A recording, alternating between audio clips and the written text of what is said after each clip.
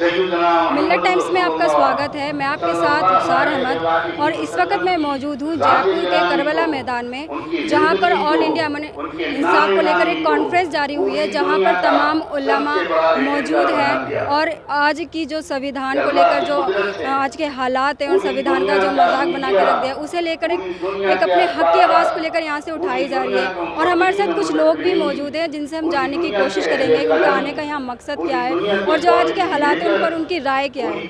Sir आप बताइए, जो आज के हालात मौजूद है मुसलमानों के साथ जो जाती है इस पर आप क्या कहना चाहेंगे? मुसलमानों के साथ जो जातियाँ हो रही हैं, जो उनके ऊपर जुल्म किए जा रहे हैं, उनकी आवाज़ को दबाया जा रहा है, वो गलत है। जो देश की सरकार है उसको देखना चाहिए सबको बराबर से हक मिले, उनकी आवाज़ को दबाया ना जाए, उनके साथ जो जुल्म हो रहा है उसको ख़त्म किया जाए। जिस तरह हमारे नबी की शान में गुस्ताखी हुई जिस तरह हमारी नबी की शान में गुस्ताखी हुई उसे लेकर कई जगह कई राज्यों में प्रोटेस्ट भी हुआ। यूपी के कई राज्यों में प्रोटेस्ट हुआ, कहीं हिंसक भी हो गया। उस पर आप क्या कहना चाहेंगे कि क्या इस तरह से इंसाफ मांगना ठीक है, कहीं हिंसक होना?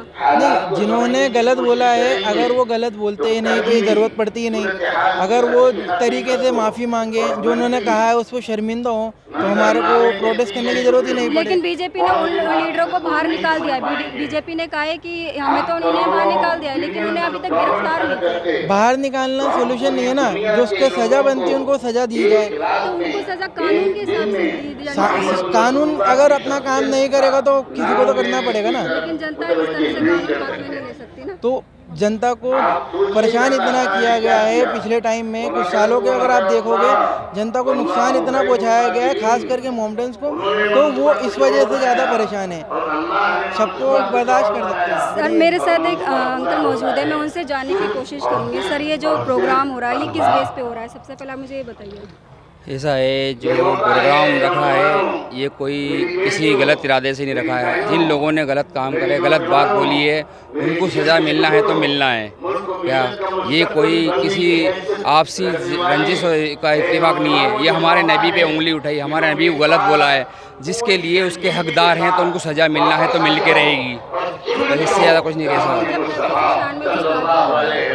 नबी की शान में जो गुस्ताखी है उसे लेकर कई राज्यों में प्रदर्शन भी हुआ। जुम्मे की नमाज के बाद क्यों ही ऐलान किया गया कि प्रदर्शन किया जाए और दिन भी चुना जा सकता है उसके लिए? देखो, जिसका जैसा टाइम होता है और जो वक्त होता है वो इंसान तो उस टाइम ही करेगा। ये कोई ज़रूरी नहीं है कि जुमा या शनिवार इतवार।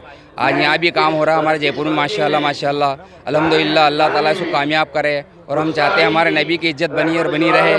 उनकी इज़्ज़त से आज हम जिंदा हैं, उनकी इज़्ज़त से हम खाते हैं, उनकी इज़्ज़त से, उनके रहम और करम से हम पलते हैं। आज हमारे को दुनिया में उनकी इज़्ज़त मिली हुई है, उनसे हमारा सब कुछ मिलता है। हम उनकी शान में कभी कोई गुस्ताखी सुनना नहीं चाहते और ना सुनेंगे। इसके क्या चाहते हैं सरकार से? जी, सरकार से क्या चाहते हैं इस बारे में? सरकार से यही चाहते हैं कि जो ऐसी गलत हरकतें हिंदुस्तान में हो रही है ये अच्छी नहीं है। ये सब कौम के लिए नुकसान है, हिंदू मुसलमान सब इंसानियत के नुकसान है। इंसानियत के लिए बहुत बड़ा धब्बा है, इंसानियत के लिए एक बहुत बड़ी बुराई है। अगर वाकई में इंसानियत को जानते हैं, समझते हैं, तो इस चीज़ को समझने की कोशिश करें। आज राजनीति जो भी चल रही है इस राजनीति को ख़त्म करें।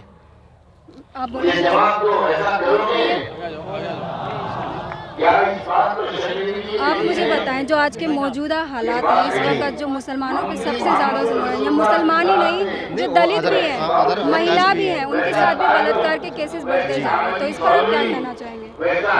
ये जो आवाम मजलिस लगाई गई है इसके अंदर ये इसी का एक मोटो यही है कि पूरे देश के अंदर, हमारे पूरे भारत देश के अंदर, पूरे देश के अंदर अमन आए। और जो जैसा कि हजरत जी ने बताया कि सबसे पहले जो स्त्रियों को सम्मान दिया गया, जो उनकी इज़्ज़त दी गई, जो आबरू दी गई, वो सबसे हज़रत मोहम्मद मुस्तफ़ा सल्लल्लाहु अलैहि वसल्लम ने दी गई थी। और इससे पहले अगर हम 1443 साल पहले जाएंगे तो उसके अंदर तमाम स्त्रियों के ऊपर कितने जुल्म किए गए कि हत्ता कि बच्चियों को जिंदा दफन कर दिया करते थे। और बताया कि हज़रत जी ने कि आप औरतों के ऊपर सबसे ज़्यादा जुल्म हुआ करते थे, लेकिन आपने औरतों के ऊपर और तमाम आवाम के ऊपर ऐसी मेहनत करी कि सबसे ज़्यादा जो औरतों को मर्तबा दिया वो सिर्फ इस इस्लाम के अंदर मर्तबा दिया गया है।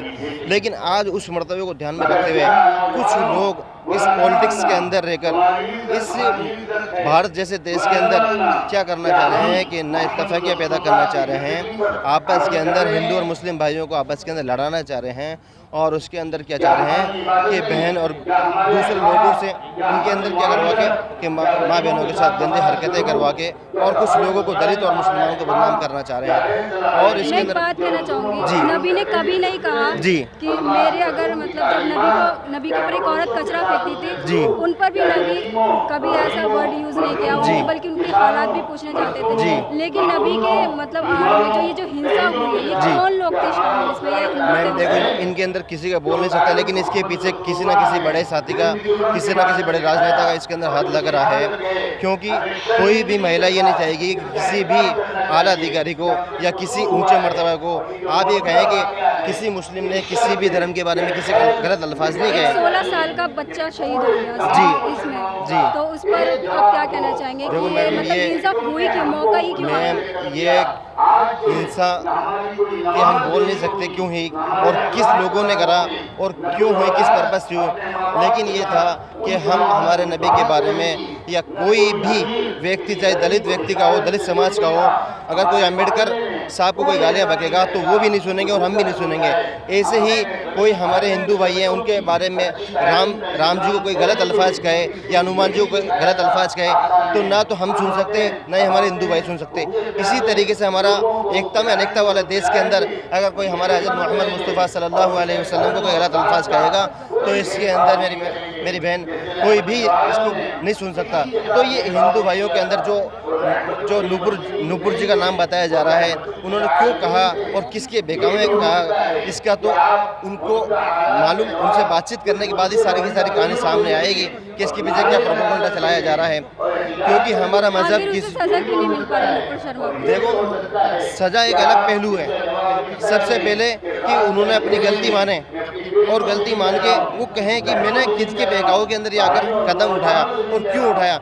क्योंकि किसी भी नारी को किसी भी मर्द के बारे में कोई गलत अल्फाज कहने का राइट्स नहीं है, और ना ही मुस्लिम के अंदर ना ही हिंदू के अंदर।